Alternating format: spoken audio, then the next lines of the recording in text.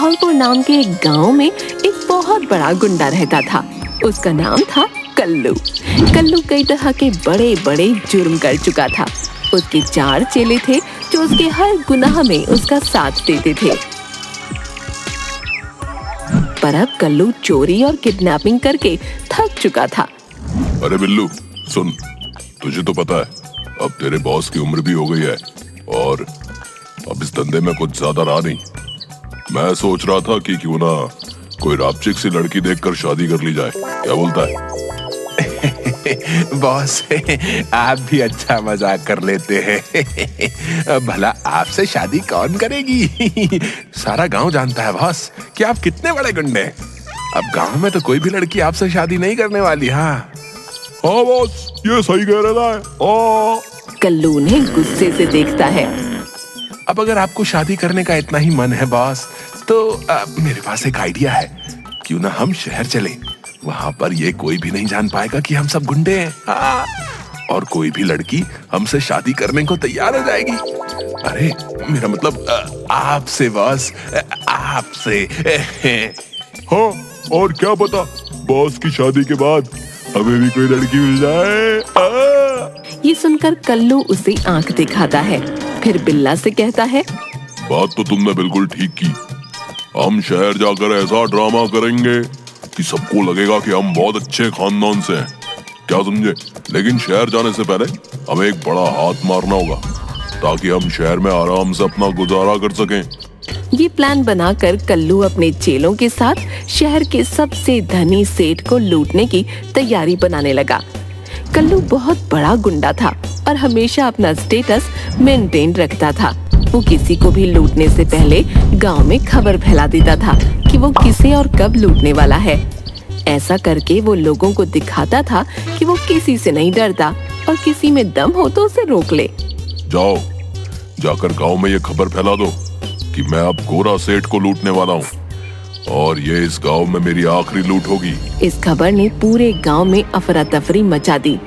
कल्लू शाम को अपने चेलों के साथ गोरा सेठ के घर पहुंचा और वहां का माहौल देखकर दंग रह गया। अरे आओ आओ कल्लू भाई, तुमने तो आने में बहुत देर कर दी। मैं कब से तुम्हारी राह देख रहा था। अरे ओ सेठ हो, पागल हो गया क्या है? भला कोई गुंडे मवालियों की भी राह देखता है क्या है बे?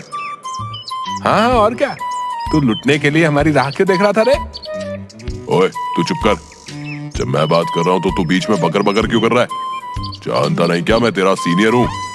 चुपचाप कोने में खड़ा रहे। अरे आप खड़े क्यों हैं कल्लू भाई? आइए बैठिए, कुछ ठंडा मंगवाऊं है? अरे ओ तेरा तो सच में दिमाग खराब हो गया लगता है। अरे नहीं नहीं कल्लू भाई, ये तो खुशी के मारे में बावला हुआ जा रहा हूँ। हाँ किस बात की खुशी रहे तुझे? मैं तुझे लूटने आ रहा है। अरे यही तो खुशी की बात है कल्लू भाई। मैं साल भर इतनी मेहनत से पैसे कमाता हूँ और साल खत्म होते ही तुम आते हो और मुझसे सब कुछ लूट कर ले जाते हो। आहा, मगर क्योंकि ये तुम्हारी आखिरी लूटपाट है, मैं तुम्हें खुशी खुशी सब कुछ देने को तैयार हूँ। हाँ, मैं तो इस बात से बहुत खुश हूँ कि अब मुझे दोबारा तुम्हारी शक्ल नहीं देखनी पड़ेगी। अजीब पागल आदमी है बे, हैं? लूटने पर खुश हो रहा है? कर ला अपना सारा माल इधर कर। क्या? फिर कल्लू गोरा सेठ को लूटकर वापस अपने घर चला जाता है। अगले ही दिन कल्लू अपने चारों चेलों को लेकर शहर चला जाता है। गांव वाले भी कल्लू के जाने की खबर सुनकर काफी खुश थे। कल्लू अगले दिन ट्रेन से चारों चेलों के साथ शहर पहुंचता है। अरे वाह बॉस, ये जगह तो एकदम फैंटास्टिक है। हाँ, यहाँ तो मजा ही मजा आएगा। चलिए हम पहले चलकर कोई रहने की जगह ढूंढते हैं बॉस। नहीं, उसकी कोई जरूरत नहीं है। तुम लोगों को शायद पता नहीं है, पर मेरा एक बचपन का खास दोस्त यहाँ रहता है। वो बस हमें लेने को आता ही होगा। तभी कल्लू के बचपन का दोस्त पिंकू उसे लेने स्टेशन पहुंचा। वो सब पिंकू के घर जाते हैं। कल्लू पिंकू को सब कुछ बताता है कि वो लोग सब गलत काम कुछ समय के लिए छोड़कर यहाँ आए हैं और कल्लू अपने लिए लड़की ढूंढ रहा है। इसके लिए हमें थोड़ी सी मेहनत करनी होगी। हाँ हाँ पिंकू, मैं कुछ भी करने को तैयार हूँ, बस तुम मेरे लिए लड़की ढूंढ दो। हाँ तो कल्लू, तुम मेरी बात ध्यान से सुनो। कल्लू और उसके चारों चेले ध्यान से पिंकू की बात सुनते हैं। देखो, मेरी नजर में एक बहुत अच्छी लड़की है। मेरे घर के सामने ये घर है और वहां एक लड़की रहती है। उसका नाम कविता है। वो अकेले रहती है और वो एक टीचर है। पर दिक्कत यही है कि वो थोड़ा मॉडर्न टाइप की है और तुम ठहरे एक गुंडे। अब मेरे ख्याल से तुम्हें थोड़ी सी अंग्रेजी सीख लेनी चाहिए और खुद को पूरी तरह से चेंज कर लेना चाहिए, अपने कपड़े से लेकर अपने बालों तक। और तुम्हें उससे ये छुपाना होगा कि तुम गुंडे हो, समझे? बाकी तो सब ठीक है पिंकू, पर भला अपन को उससे ये काय को छुपाना होगा कि मैं एक गुंडा हूँ? क्या ये गलत नहीं होगा क्या है? अरे यार कल्लू, अगर तुम उसे जाकर ये कहोगे कि तुम गुंडे हो और गांव से आए हो, तब तो शायद वो तुमसे कभी शादी ही नहीं करेगी।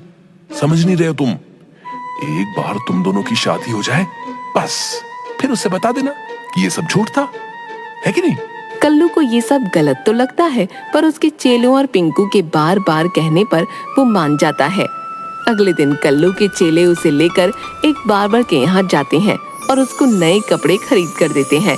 शाम को जब कल्लू घर आता है और पिंकू उसे देखता है, कल्लू अपने बाल मॉडर्न स्टाइल में कटा चुका था और उसने शर्ट पैंट पहन रखी थी। तब पिंकू, अरे वाह कल्लू, ये तो कमाल ही हो गया है। जैसा मैंने कहा था तुमने ठीक वैसा ही किया। अब लग रहा है ना तुम गांव के गोरे, अरे मेरा मतलब है कि शहर के गोरे। हाँ। अगले ही दिन पिंकू एक इंग्लिश ट्यूशन टीचर को घर बुला लेता है और उससे कल्लू को कुछ इंग्लिश के 2-4 बातें सिखाने को जल्द से जल्द बोलता है। चलो कल्लू, बताओ, how are you? Me no when you okay. ये सुनकर वहाँ बैठे पिंकू और कल्लू के बाकी चेले जोर जोर से हंसने लगते हैं। वाह उस्ताद वाह, क्या अंग्रेजी बोली आपने, वाह वाह। इसको सुनकर तो अंग्रेज भी शर्मा जाएंगे। हाँ। अरे उस्ताद, जरा हमें भी सिखा दो अपने जैसी थोड़ी सी अंग्रेजी। कल्लू को बहुत गुस्सा आता है और वो हवा में फायरिंग कर देता है। ट्यूशन टीचर तो गोली की आवाज सुनते ही बेहोश हो जाता है। अरे कल्लू, ये क्या किया? अब तुम्हें कौन अंग्रेजी सिखाएगा? टीचर तो बेहोश हो गया। हो गया तो हो जाए बेहोश, अभी मरा तो नहीं है ना। ये सब मेरा मजाक उड़ा रहे हैं, कल्लू का मजाक। हाँ भाई, किसको अंग्रेजी सीखनी है? मैं अभी सिखाता हूँ। सारे चेलों की सिट्टी पिट्टी गुम हो गई और वो वहाँ से भाग खड़े हुए।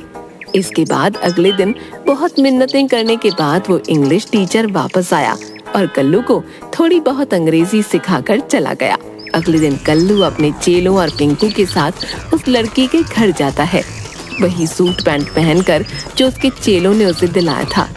कल्लू ने अपने बाल भी जेल से सेट कर रखे थे।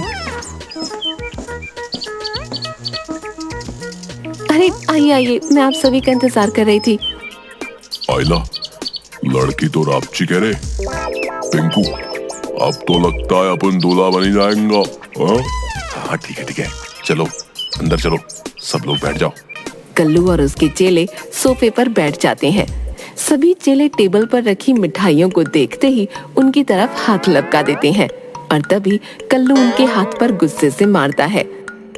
अरे अरे बॉस, हमें तो खाने दीजिए कम से कम। रे, थोड़ी देर सब्र कर बे, कम से कम बात तो पक्की होने दे, बाद में खा लेना जो भी खाना है।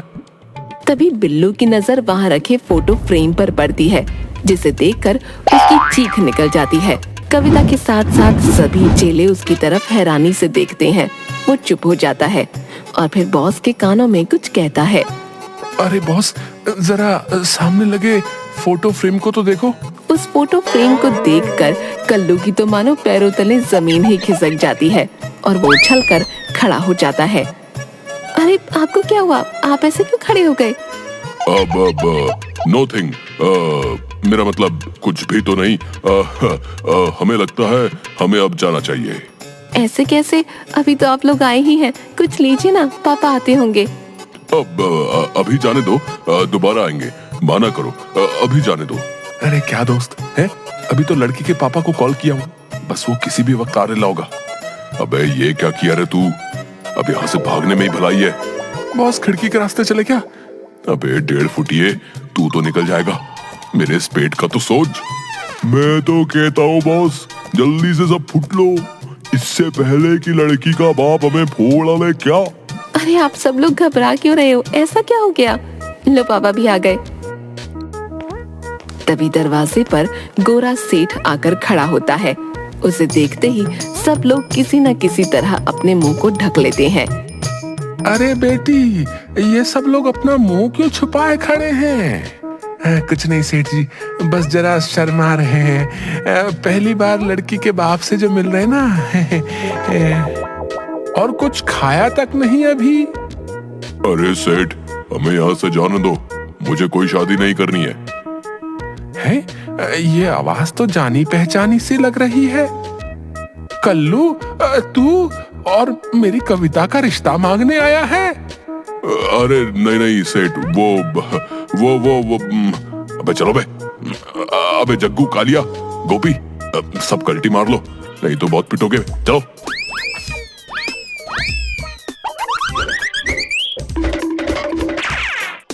अरे पकड़ो इन्हें, पकड़ो, गुंडे, चोर, लफंगे कहीं के। सब लोग भागकर सड़क किनारे पहुंच जाते हैं। अरे बाप रे बाप, आज तो बाल बाल बचे। ए पिंकू, तू बिना सोचे समझे कहीं भी बात कर लेता है, मरवाएगा कभी हमें। अरे यार है तू मेरा, टेंशन नहीं लेने का। अभी मेरे पास एक और रिश्ता है तेरे लिए। एक और रिश्ता? नहीं। ये सुनकर सब लोग मिलकर पिंकू की धुलाई करना शुरू कर देते हैं।